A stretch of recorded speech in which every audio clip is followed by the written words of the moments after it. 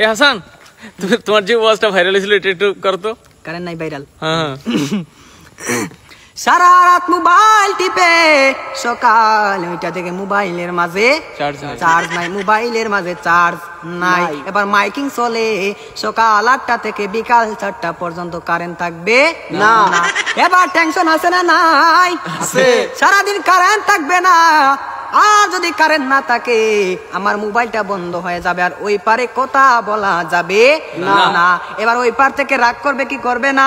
করবে। এবার যখন বিকাল 4টা বেজে গেল, যেই মাত্র কারেন্ট আসলো আর মোবাইলটা চার্জে লাগাইয়ে টিপানো আরম্ভ। এবার মেসেজ করে হাই। এবার গিয়ে দেখে ওই পার থেকে ব্লক করে দিছে, ব্লক করে দিছে। এবার ছেলেটা তো টেনশনে আছে, হারে ব্লক করে দিল, আমাদের তো ভালোবাসা কোথায় গেল। এবার 2 দিন পরে ব্লকটা খুললো, 2 দিন পরে ব্লকটা খুললো। এই 2 দিনের মাঝে ছেলেটার আরেকটা হয়ে গেছে, আরেকটা হয়ে গেছে। এবার মেয়েটা বলে তোমার সাথে আমি পালিয়ে যাব, আমাদের বাড়িতে মানবে না, চলো আমরা পালিয়ে যাই। আমি রাগ করেছিলাম, আমার রাগ তুমি কেন ভাঙাও না? আর ছেলেটা রাগ কি ভাঙাবে? এই 2 দিনের মাঝে আর একটা কপালের মাঝে জুইটা গেছে। ওই মেয়েটা বলে চলো আমরা পালিয়ে যাই, ছেলে বলে চলো। এবার ছেলেটা মনে মনে ভাবে তোমার একটা শিক্ষা দিতে হবে। এবার মেয়েটা সকালে স্টেশনের মাঝে গাড়ি গুটি লইয়া রেডি। এবার ছেলেটা তো আসে না, আর মেয়েটা বাড়িতে কি যাবে?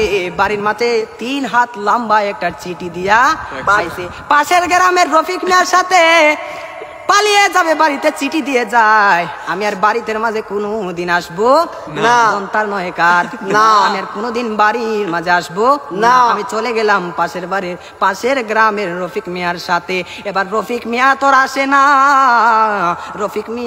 আর আসে না। এবার 1 ঘন্টা চলে যায়, 2 ঘন্টা চলে যায়, ছেলেটার মোবাইলে বন্ধ।